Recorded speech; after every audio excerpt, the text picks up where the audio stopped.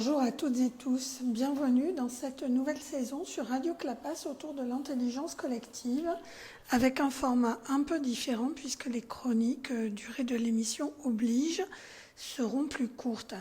Ce n'est peut-être pas plus mal car il est bien connu en facilitation de réunion que fixer des temps limités permet d'être plus productif.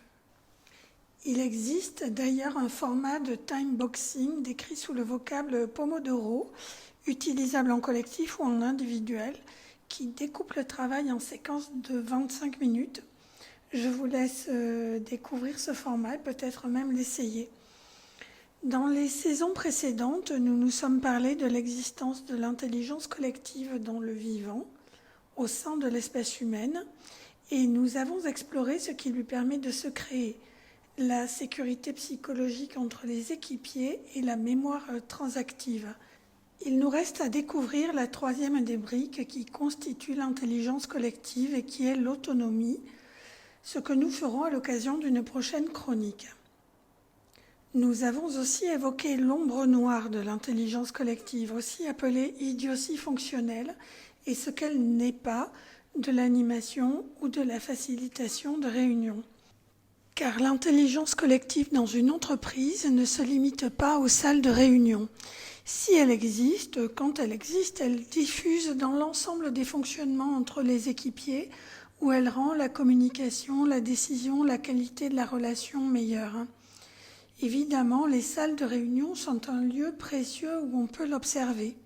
Et si vous assistez à des réunions descendantes, sans intérêt, longues, ennuyeuses, sans aucune interactivité, sans livrable, alors vous pourrez parier qu'il n'existe pas, ou très peu, d'intelligence collective dans cette entreprise. Et c'est bien dommage, car le monde de l'entreprise est de plus en plus collaboratif.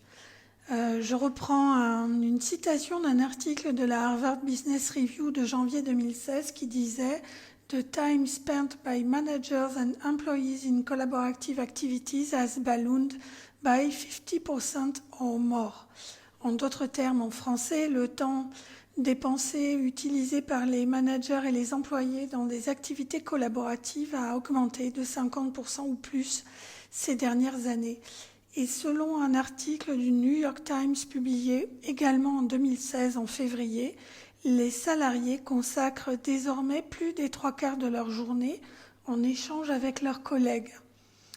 Et je suis persuadée que lorsque la consommation d'une ressource précieuse non renouvelable qu'est le temps atteint un tel sommet, nous devrions nous interroger sur ce que nous en faisons et donc sur l'intelligence collective que nous déployons.